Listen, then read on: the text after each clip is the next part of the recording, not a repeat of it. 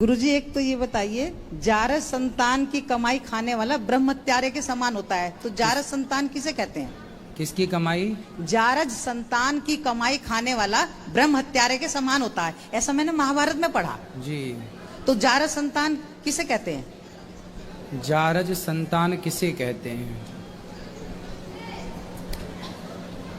संतान तो अनेक प्रकार की शास्त्रों ने बताई हैं जी। जारज संतान के बारे में मैं आपको अध्ययन करके बताऊंगा, ठीक है? मेरे को समझ नहीं आया इसलिए पूछा फिर प्रश्न। तो ये संतान अनेक प्रकार की है। ये संतान देखो वो हो सकती है जो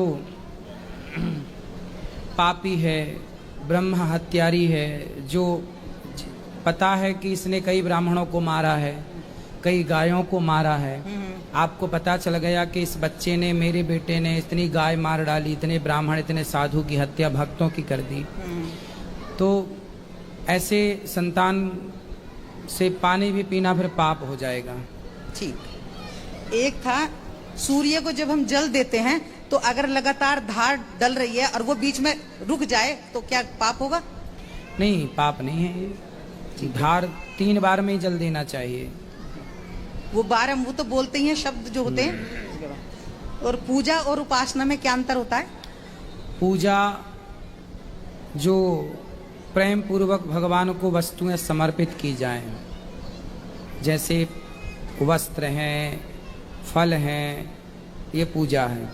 उपासना, उप कहते हैं पास को, जो भगवान के पास पहुंचा दे। उपासना जो ईश्वर के पास ध्यान के मार्ग से और भक्ति के मार्ग से जो पास चला जाए, वो उपासना। कहने को तो 2 नहीं है ये, लेकिन भेद देखा जाए तो है भी और नहीं भी है। तो उपासना जो ईश्वर के पास पहुंचा दे, जो आपकी आराधना ईश्वर के पास पहुंचा दे, वही उपासना है। जी। एक गीता के 15वें अध्याय में 4 शब्द हैं, तो 2 के तो याद हैं, थोड़ा 2 में कंफ्यूजन है। चोस्य, लेहवा, हाँ, भज्य भोग। चोस्य मैंने चूसना, हाँ, खाना पीना, चाटना, चूसना। हाँ। 4 प्रकार का भोजन बताया है। हाँ जी। या तो हम खाते हैं, या तो हम पीते हैं, या चटनी इत्यादि को चाटते हैं, हाँ। या चूसते हैं। कुछ ऐसा होता है जैसे आम को चूसा जाता है। तो 4 प्रकार के पदार्थ है खाने का, वही है यहाँ पर। जी। एक तुलसी के अभाव में अगर तुलसी का पूरा पत्ता ना चढ़ा पाए तो क्या तोड़ के उसमें से चढ़ा सकते हैं? हाँ, आधा भी चढ़ा सकते हैं। एक है, हम गहवर वन में गए थे एक बार, वहाँ एक संत जी ने हमसे पूछा था, प्रात उठे चोरी करे, पर घर झाकन जाए, पर त्रिया को पहन गले में, सोई बैकुंठ तर जाए। तो इसका तो लाइन समझ आ रही है, ऊपर वाली थोड़ा सा कंफ्यूजन है। प्रात उठे चोरी करे, हाँ, पर घर झाकन जाए, हाँ, पर त्रिया को पहन गले में तुलसी की माला, और सोई बैकुंठ तर जाए। तो पहली लाइन का अर्थ थोड़ा, प्रात उठे चोरी करे और चोरी करे, पर घर झाकन जाए, पर घर झाकन जाए। हाँ। ये बात उनके लिए कही है, प्रात उठे चोरी करे।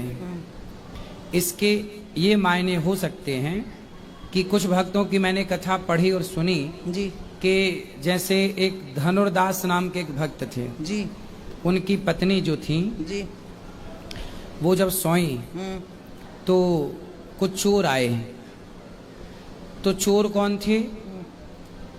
जो धनुर्दास के गुरुजी थे, उनके चेलों को गुरुजी ने कहा, जाओ आज धनुर्दास के घर से चोरी करके लाओ और भगवान जी को आज भोग प्रसादी थोड़ा कम पड़ रही है, तो जाओ चोरी करके लाओ।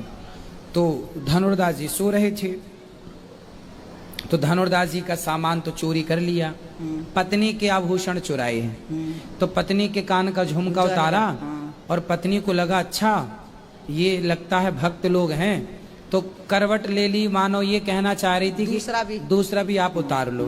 पर उन्हें डर लगा कि ये जाग गई, तो वो भाग गए। तो प्रात उठे चोरी करें, मतलब यदि भगवान की उपासना, यदि आप चोरी करके समाज की सेवा कर रहे हैं, भक्तों की खिला पिला रहे, और चोरी किसके घर? धनवानों के घर चोरी करते थे वो, तो चोरी करके लाएं और दीन दुखियों में बांट दें। तो प्रात उठे चोरी करें, पर घर झांकन जाएं। पर घर झांकने मतलब साधु संतों के पास कि संत कैसी तपस्या कर रहे हैं, कैसा भजन कर रहे हैं। पर नारी गले में मतलब तुलसी हाँ, तुलसी माला पहने तो बैकुंठ। जो परोपकार के लिए सोता जागता चोरी करे, जिसके मन में खुद के लिए कुछ ना हो, चोरी करके भी जो सेवा में कर रहा है उसकी चोरी भी भक्ति हो जाती है। अच्छा, तो उन्होंने हमें कुछ ऐसा समझाया था, कुछ चलते चलते समझ आया कि प्रातः उठे, सुबह उठकर ठीक है।